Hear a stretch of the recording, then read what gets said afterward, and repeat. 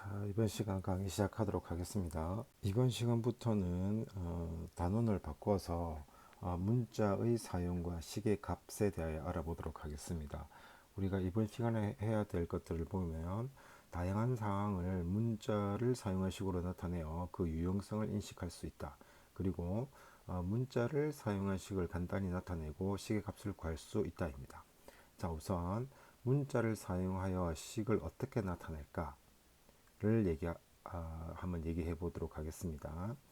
우선 생각열기를 보시면 코끼리가 두 마리가 있다 그죠? 코끼리 두 마리가 입장료가 1,000원인 동물놀이공원 매표소 앞에 있습니다. 그러면 두 마리니까 우리가 1,000원이라는 사실을 알 수 있죠. 그래서 2,000원을 어떻게 계산했느냐를 생각해 보면 1,000원에다가 곱하기 두 마리 이렇게 했다 그죠? 그 다음에 옆에 보시면 미어캣이 한 마리, 두 마리, 세 마리, 네 마리, 다섯 마리 이렇게 있습니다. 그래서 우리는 여기를 1,000원 곱하기 5다 이렇게 얘기해 볼 수 있죠. 여기 5라는 것은 다섯 마리다 이런 얘기죠. 그런데 옆에 보니까 개미가 이렇게 엄청나게 많습니다. 더 내리고 있다 그죠? 그럼 우리가 얼마냐 라고 물어보고 있습니다. 그래서 질문이 개미가 네모 마리일 때 개미의 입장료의 총액을 사용한 식으로 나타내 보자. 자, 이것은 한 마리당 1,000원의 입장료가 가지고 있기 때문에 그래서 곱하기 네모 마리 이렇게 하면 되겠다 그죠? 위에 마찬가지로 코끼도 두 마리, 미어캣도 다섯 마리, 여기는 모르고 있다 지금. 그래서 네모 여기서 개미가 네모 마리라고 했기 때문이죠. 자, 이제 텍스트를 보겠습니다. 위의 생각 열기에서 개미 입장료의 총액은 1,000원 곱하기 네모 원이다. 이때 네모 대신에 뭘 사용한다 했어요? 문자 A를 사용하면 개미의 입장 총액을 1,000원 곱하기 A1이라고 나타낼 수가 있다.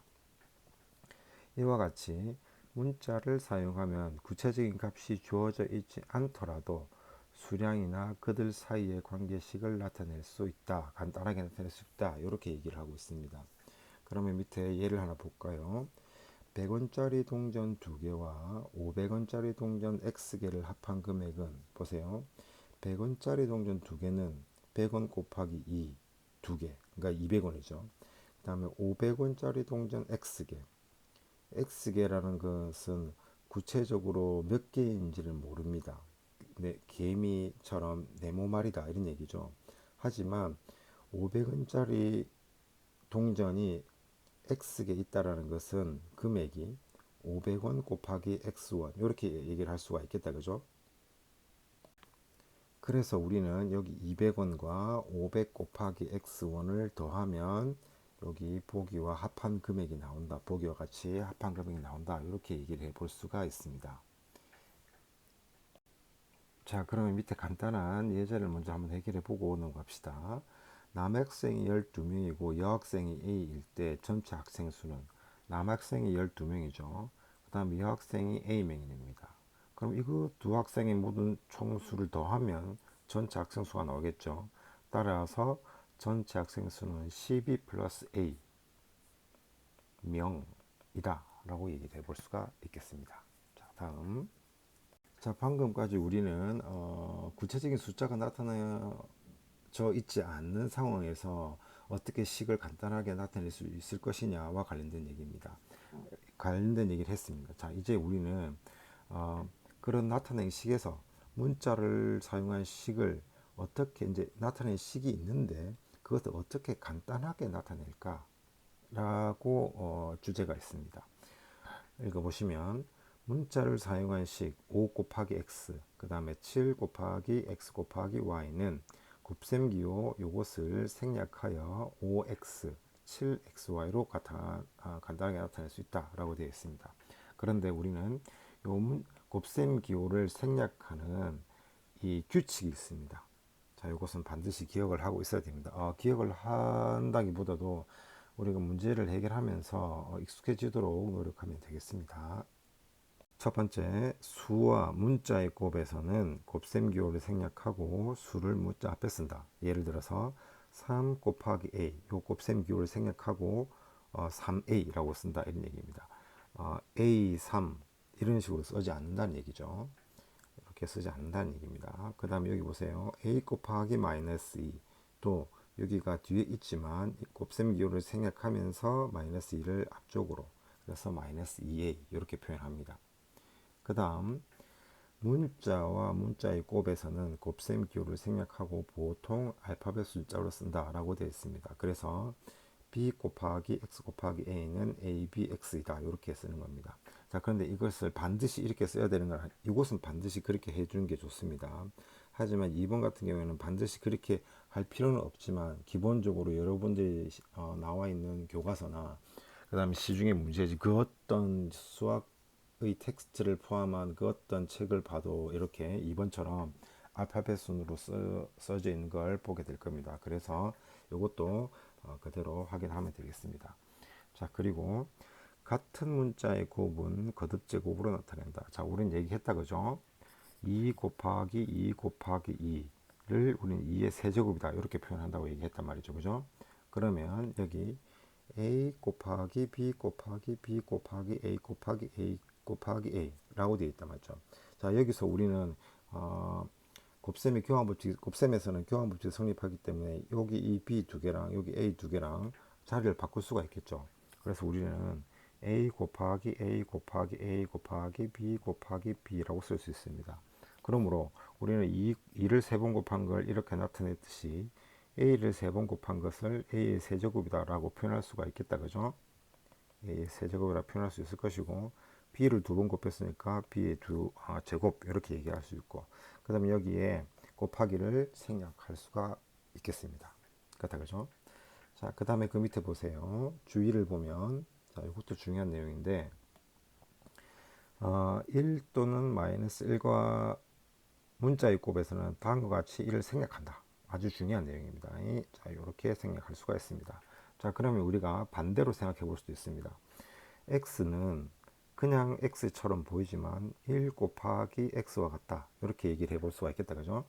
그 다음에 마이너스 x라는 것은 마이너스 1 곱하기 x다. 이렇게 표현할 수도 있다. 라는 얘기가 될 수 있겠죠. 자, 반드시 기억할 수 있도록 합니다. 주의 1번. 자, 그렇다면 이제 문제 2번에 하나만 해보면 되겠습니다. 문제 2번의 괄호 3번을 보시면 a 곱하기 b 곱하기 3분의 2 곱하기 b. 자, 요거 곱셈 기호를 생각하게 되면 어떻게 되죠? ab 3분의 2b 이렇게 쓸 수가 있겠다, 그죠? 자, 그런데 숫자는 맨 앞으로 쓰기 때문에 앞으로 와주고 a가 하나, 그 다음에 b가 두 개 이렇게 쓸 수가 있겠다, 맞죠? 꼭 이런 방법을 선생님이 방금 이렇게 푼 것처럼 이렇게 방법을 거치지 않아도 됩니다. 바로 이렇게 올 수도 있습니다. 그리고 여기서 3분의 2 AB의 제곱이라는 말하고 같은 말은 3분의 2 AB의 제곱과도 같다라는 사실 알아두면 괜찮겠습니다. 자, 그 다음에 밑에 보시면 괄호가 있는 곱셈에서는, 자, 보세요. 괄호가 있는 곱셈에서는 곱셈 기호를 생략하고 곱해지는 수나 문자를 괄호 앞에 쓴다. 자, 보세요.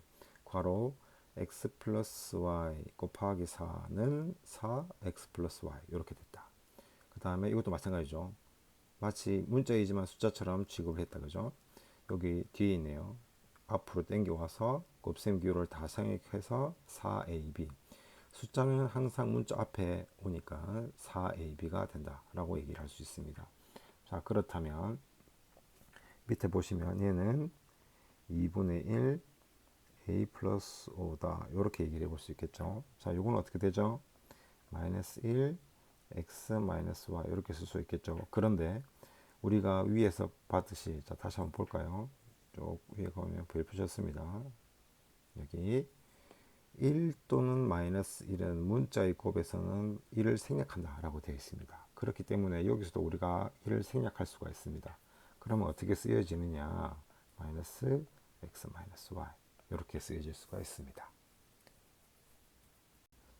이번에는 나눗셈 기호를 생략하는 방법에 대해서 알아보도록 하겠습니다. 자, 이번에는 보면, 근데 우리는 알고 있습니다.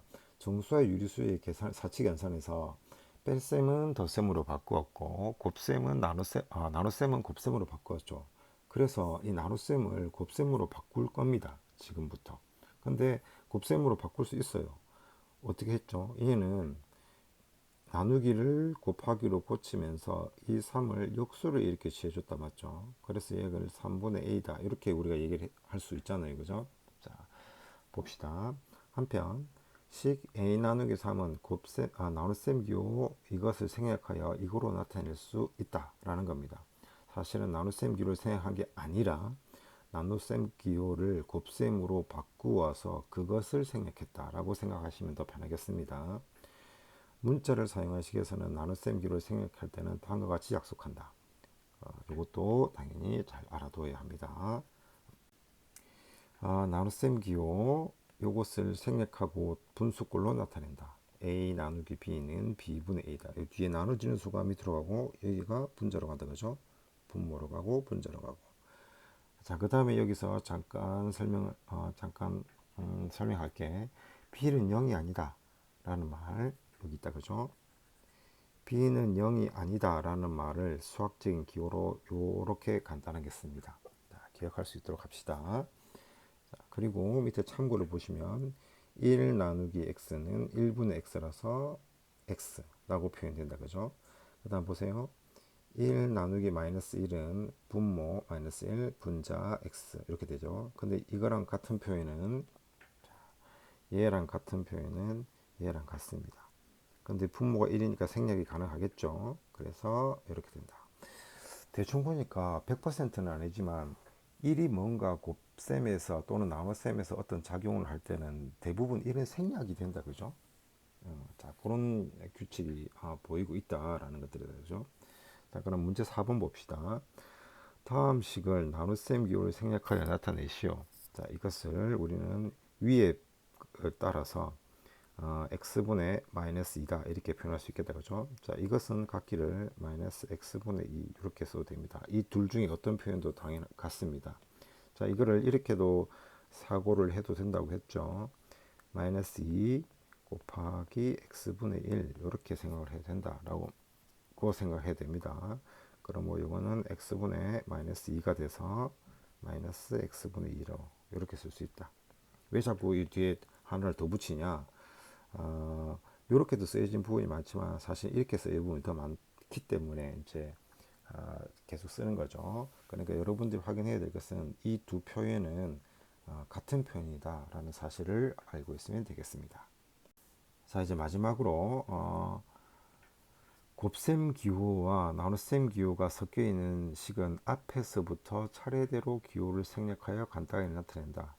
우리가 사실은 앞에서도 정수와 유리수의 사칙 연산에서도 얘기를 했지만 왼쪽에서부터 오른쪽으로 계산이 항상 간다. 그죠?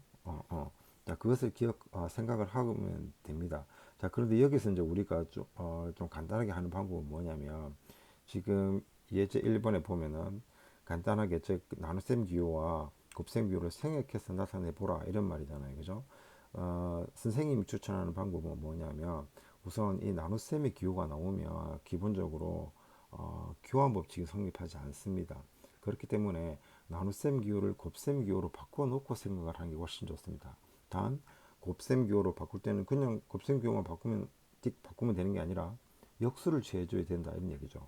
다시 얘기하면 1번 문제 같은 경우에 a 나누기 2라는 것은 a 곱하기 2분의 1과 같다 이런 얘기죠. 그죠? 그래서 우리는 얘를 2분의 1 ab다 이렇게 쓸 수가 있겠다 이런 얘기 아니에요. 맞죠? 그런데 얘는 이거랑 표현이 같다 라는 거 아니에요. 그죠? 그 다음 마찬가지죠. 이것도 a 곱하기 5 곱하기 b분의 1 곱하기 a라고 쓸 수 있다. 그죠? 자, 그러면 얘는 어떻게 되죠? 5 잠깐만요. 5a가 되겠죠. 그죠? 자, 천천히 이렇게 해보면 됩니다. 곱하기 a. 그 다음에 a가 두 개다. 그죠? 그래서 5a 제곱 곱하기 b분의 1이 되겠죠. 그래서 얘는 b분의 5a 제곱 이렇게 쓸 수가 있겠다. 맞죠? 자, 이번 시간에 우리는 문자를 왜 사용하는지, 그 다음에 문자를 이용해서 어떻게 식을 나타낼 수 있는지, 그 다음에 그 문자를 사용하여 식을 나타내었다면 어떻게 식을 더 간단하게 나타낼 수 있는지, 다시 얘기해서 곱셈 기호를 어떤 규칙을 가지고 생략할 수 있는지, 그 다음에 나눗셈 기호를 어떻게 생략하여 나타낼 수 있는지에 대해서 알아봤습니다. 강의를 마치겠습니다.